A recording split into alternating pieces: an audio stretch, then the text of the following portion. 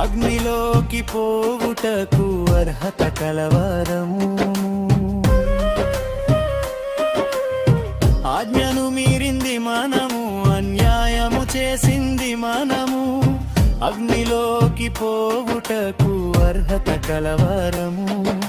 జాలి చూపిన దేవుడు